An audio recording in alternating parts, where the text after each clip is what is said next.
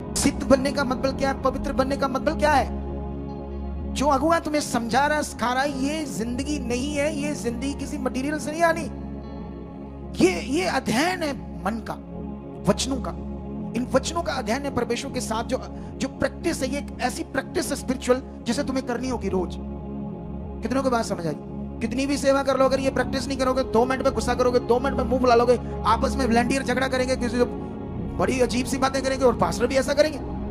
इसीलिए पास्टर इसीलिए ऐसे बोलते ना कुछ पास्टर लोग, ये मूर्ख है, इन मूर्खों को क्या पता है, उनके पास अधूरा ज्ञान है। भाई ज्ञान तो बस एक ही बंदे के पास है दुनिया में, बाकी तो सारे मूर्ख ही है। कैसे बात करते हैं, शर्म भी नहीं आती बात करने में, डर भी नहीं रखते परमेश्वर का कि हम कैसे बात करते हैं एक सेवक के साथ। कितनों को बात समझ आ रही है? लेकिन अभी सीखो, ये लोग, आप लोग सीखो, तुम्हें सीखना होगा ये बात कितनी पावरफुल है। ये ऐसा सिद्ध बनने का विषय है, क्योंकि जब तक हम ये सिद्ध अंदर से बुद्धि, समझ में, आत्मा में समझदारी और अंदर से एक सामर्थ्य बनना, हर बात को एक यूनिक तरीके से समझना और यूनिक तरीके से करना। कितनों को बात समझ आ रही? इसको परमेश्वर कहते हैं, ये बात को सिद्ध बनना, जिससे परमेश्वर और जो मसीह की देह है, आप लोग और उन्नति पाओ, ग्रो करो। इसी से ग्रो होना है। ग्रो करने का ये विषय कोई और विषय नहीं। ग्रो करने का विषय है आपके मन की प्रैक्टिस।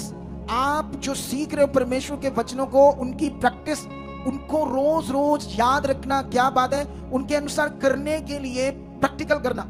जैसे मान लो आपको गुस्सा आता है बड़ा, तो आपने प्रैक्टिकल करना, नहीं ये गुस्सा मेरे लिए नहीं। वचन कहता है, वचन में लिखा गुस्सा मत करो, वचन में लिखा क्रोध जो है वो तुम्हारे लिए नाश है, तुम्हारे लिए नुकसान है। तो वचन कहता है नो, मेरा जा चुका है यीशु नाम से, पवित्र आत्मा, मैं नॉर्मल पेशेंस रख चुका हूं। कितनों को बात आई समझ?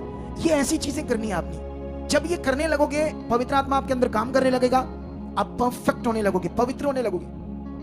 मैं इन दिनों में मेरे अंदर पाप के विचार नहीं है। इन दिनों में एक शब्द तक गंदा मेरे अंदर नहीं आया, काफी टाइम से, जब मैं बढ़ने लगा। पहले आ जाते थे, सेवा में भी आ जाते थोड़े बहुत, क्योंकि हम पाप से जन्मे। लेकिन जब ज्यादा ध्यान दिया और मैंने भी बढ़ना शुरू किया, और ये चीजें नहीं आई, और तुम्हारे भी नहीं आएगी, और फिर देखना आप कैसे बढ़ जाओगे। हालेलुया। लेकिन अभी और इसको समझते हैं। और इसी में जैसे ये लिखा ना, जैसे आगे जाकर लिखा, जब तक हम सबके सब विश्वास और परमेश्वर की पुत्र की पहचान में और एक सिद्ध मनुष्य न बन जाए, और मसीह के पूरे डील डॉल तक न बढ़ जाए, और मसीह के मतलब ये जो मसीह के पूरे डील डॉल तक बढ़ने की बात है, इसे आपको समझना होगा। ये विषय क्या है? ये विषय ऐसा है, मतलब ये एक जो पूरे डील डॉल है, इंग्लिश में इसको लिखा है, ये शब्द को इंग्लिश में ऐसे लिखा है स्टेचर। स्टेचर का मतलब होता है मनुष्य जीवन का ढांचा। एक होता है स्ट्रक्चर, जो बिल्डिंग का ढांचा, स्ट्रक्चर और स्टेचर। हम बात कर रहे हैं मनुष्य जीवन के ढांचे की बात। और ये जो ढांचा है, और वो भी ये स्टेचर शब्द दिया गया है स्पिरिचुअल ढांचा, और लिखा यीशु मसीह के जीवन का स्पिरिचुअल ढांचा। उस ढांचे तक तुमने भी बढ़ना है, उसकी पहचान तक बढ़ना है। तो इसके लिए तुम क्या कर रहे हो? ये रिस्पॉन्सिबिलिटी तो तुम्हारी थी। इसे सीखना और समझना, इसे करना किसने? जैसे खुद रोटी तुम खाते हो रोज, बाथरूम भी, टॉयलेट भी खुद करते हो, आपका कोई थोड़ी करता है? पानी अपना खुद पीते हो, सारे काम खुद करते हो। तुम अपने शारीरिक रूप में सारे काम करते हो या नहीं करते हो? तो आत्मिक चीजें भी तुम्हें खुद करनी है, और इसके लिए तुम्हें रिस्पॉन्सिबिलिटी लेनी होगी। और जब तक तुम इससे रिस्पॉन्सिबिलिटी नहीं लोगे, इसके लिए रिस्पॉन्सिबल नहीं होंगे, तब तक जो पावरफुल परमेश्वर का प्रबंध है जीवन का, पावरफुल प्रबंध, यहां भी लिखा विश्वास की बात हो रही। विश्वास की, किस चीज की बात हो रही है? विश्वास की। जो हमारा विश्वास है, जैसे वो भी कितना, थोड़ा सा और डाल दो, ये बड़ा परेशान करती है। वो भी कितना परफेक्ट होना चाहिए, सिद्ध होना चाहिए हमारा विश्वास। हालेलुया। कितनों को बात समझ आ रही है? इधर तो 2 मिनट में क्या होता है, वो इधर दे दो कैमरा। ठीक है,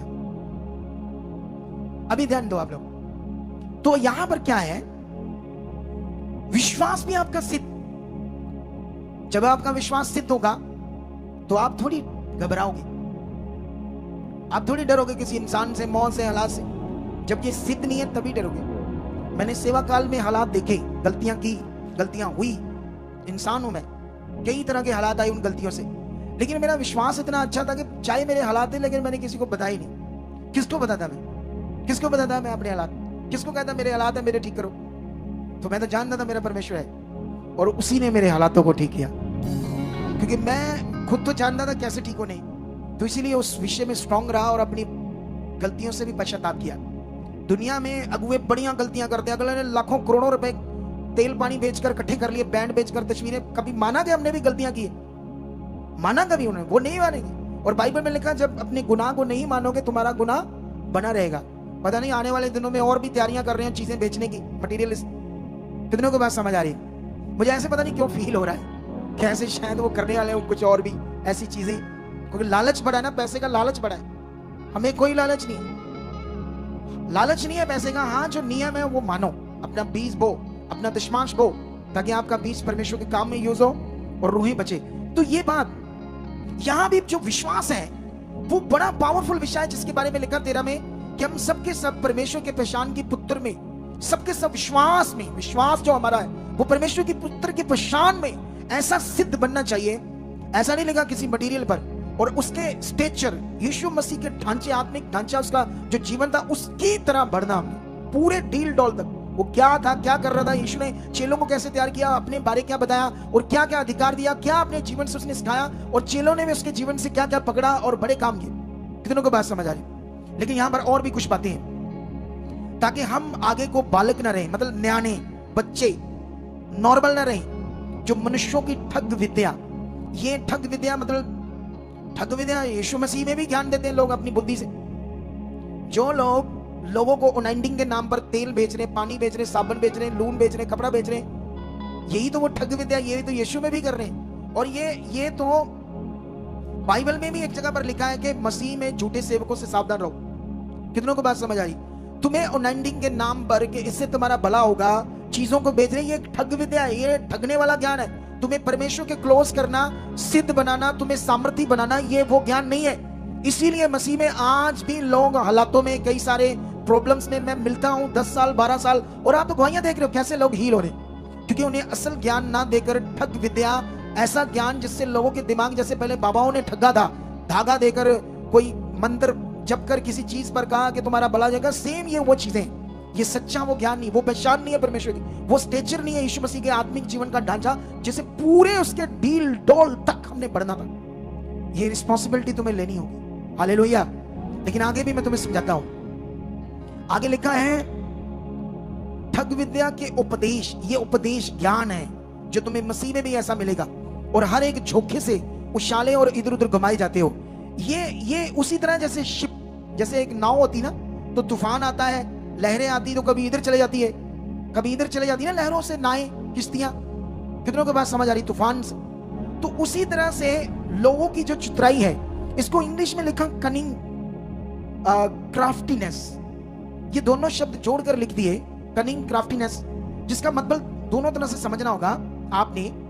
क्राफ्टीनेस मतलब होता है हाई निपुणता, स्किल्स, और कनिंग मतलब एक ऐसी चतुराई, जैसे यहां भी लिखा चतुराई, जिसमें कोई बंदा इतना निपुणता में है समझाने में, बातों में, कि तुम्हें वो ऐसे समझाकर ठग लेगा, तुम्हें उसी तरह तुम्हें घुमाएगा इधर उधर उन बातों में, और तुम उसके पीछे ये सोच करके अच्छा हाँ ये राइट कहते। कितनों को बात समझ आ रही? लेकिन याद रखना वो राइट नहीं है, ये खुदा ने कहा है। खुदा ने ज्ञान दिया कि उनकी चतुराई से और उनके भ्रम की जुक्तियां, जो वो जुक्तियां बना रहे कि कैसे लोगों को अपने वश में रखना और कैसे उन्हें बांध कर रखना है अपने पास, उन्हें खुलने नहीं देना, उन्हें आगे नहीं बढ़ने देना, उन्हें डब्बे में बंद रखना है। ऐसा भी मसीह में हो रहा है। उनको लोगों की पहचान नहीं कराई जा रही कि मसीह में तुम कौन। हम कराएंगे और तुम खुद भी बड़े बड़े कामों को अपनी जिंदगी में देखोगे, प्रैक्टिकली खुद भी देखोगे इस शिक्षा से। लेकिन जब ये देखोगे, घमंड ना करना, क्योंकि ये परमेश्वर की ग्रेस से, इस ज्ञान से होना है। तुम्हें और दीन रहना और वफादार रहना और खड़े रहना है, और इसी तरह पूरा मन बनाकर जल्दी जल्दी आना है। और जितना ये तुम करते जाओगे उतने बड़े ज्यादा काम देखोगे। अगर तुम्हारे 1-2 काम इस टीचिंग से अपने आप हो गए, प्रैक्टिकल करने से, फिर नॉर्मल ना होना, इन टीचिंग्स को पकड़ कर रखना, क्योंकि मैं तुम्हें साथ साथ में सब चीजें अलर्ट करता जाऊं। अगर तुम्हारा एक काम होता है तो दौड़ कर जल्दी आओ, फिर 2 होंगे, फिर और ध्यान दोगा, फिर 4 होंगे, फिर 8 होंगे, फिर 16 होंगे, मल्टीप्लाई आशीष आएगी। आमीन, ऊंचा बरकत ऊंची। लेकिन अभी और तुम्हें समझना होगा इस बात को, क्योंकि अगर हम ये समझ नहीं पाए जो परमेश्वर यहां बात कर रहे हैं, और 15 में लिखा कि इस चीज को तुम्हें समझना है, लोगों के भ्रम को, उनकी जुक्तियां को, उनकी ठग विद्या को, उनकी टीचिंग्स को। लेकिन 15 में लिखा वरन प्रेम में सच्चाई से चलते हुए सब बातों में उसमें जो सिर है, मतलब यीशु, प्रेम में सच्चाई से चलते हुए सब बातों में उसमें जो सिर है अर्थात मसीह में बढ़ते जाओ। तुम्हें यीशु में, मसीह में, सिर में, स्टेचर में, उस आत्मिक ढांचे में पूरे डील डॉल तक बढ़ना है। ये खुदा का बड़ा ज्ञान है और तुम्हें इसकी खुद रिस्पॉन्सिबिलिटी लेनी होगी। ये बाइबल के अकॉर्डिंग ये ज्ञान तुमको करने के लिए दिया गया है। अगुए को इसलिए चुना था कि वो तुम्हें सिखाए जो बातें तुम्हें नहीं समझ। दुनिया में कहीं भी हम जाते हैं तो सारी चीजें मनुष्य करते हैं। गुरुद्वारे में जो लोग जाते हैं तो उनको जो समझाया जाता है तो लोग करते हैं।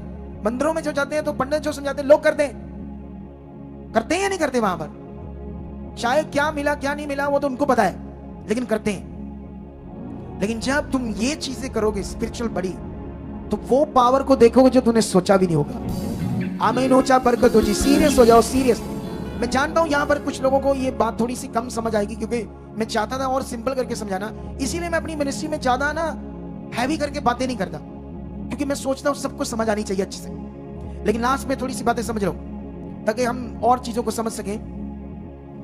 जैसे सारी दे, और यहां पर एक एग्जाम्पल दी है, जैसे सारी दे और हर एक जोड़ की सहायता से एक साथ मिलकर और एक साथ घटकर उस प्रभाव के अनुसार जो हर एक अंग के ठीक ठीक कार्य करने में के द्वारा उसमें होता है। तो मतलब हमारी बॉडी के अंदर जितने भी अंग है वो सारे मिलकर काम करते हैं, तभी हमारी बॉडी चलती है। सारे काम एक दूसरे के साथ मिलकर काम करते तभी हमारा जीवन चलता है। उनमें से एक भी अंग काम करना बंद हो गया, उसमें कोई गड़बड़ होगी तो क्या हो जाओगे तुम? वेरी बीमार, वेरी सिक हो जाओगे। एक अंग ने भी काम करना बंद कर दिया। तो इसीलिए तुम्हें भी क्या करना, आत्मा के द्वारा इस रिस्पॉन्सिबिलिटी में उन बातों को जिससे हम आगे बढ़े, जिससे हम पुशअप हो, जिससे हम ग्रो करें, उन बातों पर ध्यान देना है। अगर आपने ध्यान नहीं दिया उन्नति की बातों पर तो आ रहे जा रहे, और उनका क्या होगा जो मिट्टी पत्थर मटीरियल चीजों को पकड़ रहे। लेकिन अभी जल्दी जल्दी हम जाएंगे एक और वचन में, यहूदा की पत्री में।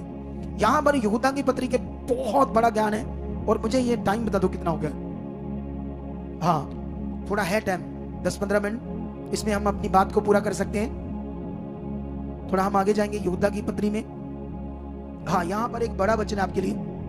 अगर मैं ये यहूदा की पत्री जो है, इसे कैमरा लेकर आओ मेरे पास जल्दी से, ये वाला ले आओ जल्दी, ये कैमरा लाओ जल्दी, दौड़ कर आओ मुन्ने। ये जो है इसे बोलते हैं भूमिका, ठीक है? ये देखो, शो करो इसको।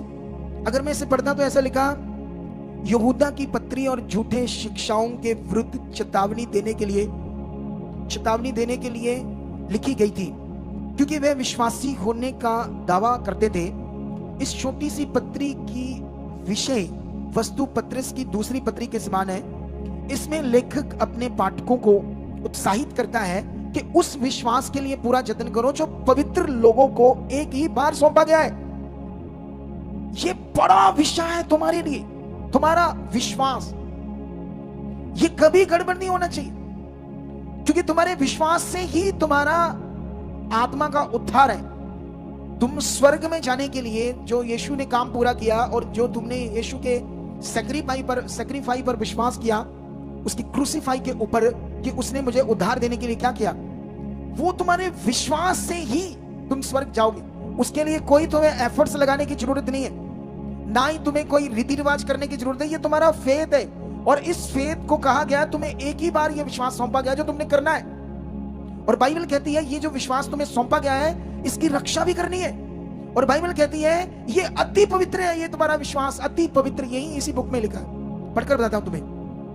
ये लिखा है 1:20 में, पर हे प्रियो, तुम अपने अति पवित्र विश्वास में उन्नति करते हुए और पवित्र आत्मा में प्रार्थना करते हुए अपने आप को परमेश्वर के प्रेम में बनाए रखो, और अनंत जीवन के लिए हमारे यीशु मसीह की दया की बाट जोते रहो। तो ये कितना बड़ा ज्ञान है आपका अति पवित्र विश्वास।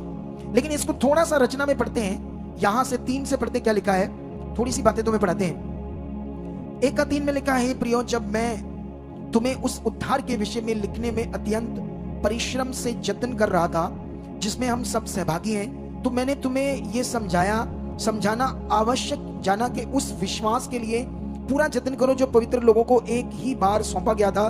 क्योंकि कितने ऐसे मनुष्य चुपके से हम में आ मिले हैं जिनसे इस दंड का वर्णन पुराने समय में पहले से लिखा गया था, ये भक्तिहीन है और हमारे परमेश्वर के अनुग्रह को लुचपन में बदल डालते हैं और हमारे एकमात्र स्वामी और प्रभु यीशु मसीह का इनकार करते हैं। पर जब भी तुम सब बात एक बार जान चुके हो, तो भी मैं तुम्हें इस बात की शुद्धि दिलाना चाहता हूं कि प्रभु के एक कुल को मिस्र देश से छुड़ाने के बाद विश्वास न लाने वालों को नष्ट कर दिया गया। फिर जिन स्वर्गदूतों ने अपने पद को स्थिर ना रखा वरन अपने निज निवास को छोड़ दिया, उसने उनको भी उस भीषण दिन के न्याय के लिए अंधकार में जो सदा काल के लिए बंधनों में रखा है। जिस रीति से सदोम और अमोरा और उनके आसपास के नगर और जो इन के समान व्यभिचारी हो गए थे और प्राय शरीर के पीछे लग गए थे और आग के अनंत दंड में पड़कर दृष्टांत ठहरे। ये बड़ी बातें हैं जो मैं तुम्हें संडे समझाऊंगा, ये वाली चीजें जो लास्ट में मैंने पढ़ी, लेकिन फिर से सीखो ध्यान से जो मैं भी तुम्हें समझाना चाहता हूं। अब ये जो वचन है जो मैं तुम्हें समझाने वाला हूं, ये 23 है। 23 में लिखा, और बहुतों को आग में से झपट कर निकालो और बहुतों पर भय के साथ दया करो और उस वस्त्र से भी घृणा करो जो शरीर के द्वारा कलंकित हो गया है। लेकिन यहां पर ऊपर वाला वचन, नीचे वाला वचन, इसको थोड़ा सा बात समझने की कोशिश करो। यहां पर एक शब्द है डायनामिक डियो। ये जो डायनामिक डियो शब्द है, जो ये लिखा है कि अपने अति पवित्र विश्वास और पवित्र आत्मा में प्रार्थना करते हुए। अब ये जो शब्द वहां इंग्लिश में दिया डायनामिक डियो, ऐसे करके इकट्ठा करके लिखा है, इसका मीनिंग क्या है? इसका मीनिंग है आत्मिक ग्रो, आत्मिक उन्नति में बहुत बढ़ना।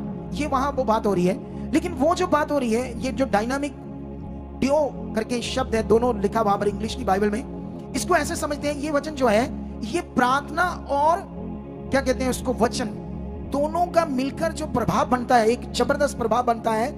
ये प्रभाव से हम जबरदस्त आगे बढ़ते हैं, जो मैं पहले तुम्हें समझा रहा था। कितनों को बात समझ रही कि कैसे तुम्हें वचनों से परमेश्वर के साथ प्रैक्टिकल करना। हालेलुया, कितनों को बात समझ आ रही? लेकिन बाइबल के अंदर भजन संहिता में बहुत सारे ऐसे वचन हैं जो तुम्हारे लिए नहीं है। उन वचनों को तुमने अपने जीवन में पढ़ सकते हो उस समय क्या हुआ, लेकिन उन वचनों को आप प्रैक्टिकल अपने जीवन में नहीं कर सकते। भजन संहिता के बड़े वचन है, पुराने नियम के बड़े वचन है, नए नियम के बड़े वचन है। कौन से वचन है, क्या वचन है जो तुम यहाँ पकड़ रहे हो? जो प्रेयर, जो बातें हम यहाँ समझा रहे हैं, इनमें कॉन्टिन्यू तुम्हें बढ़ना होगा।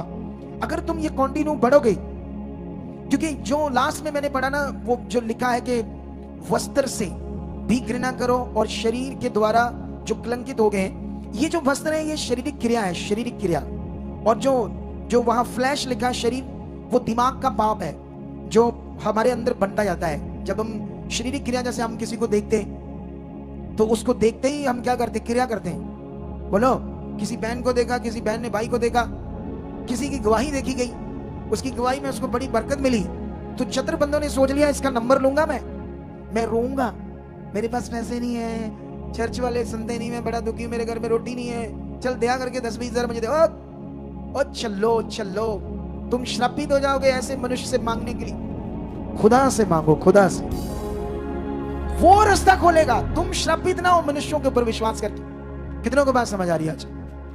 तो रेडी हो इस सारी चीजों को करने के लिए?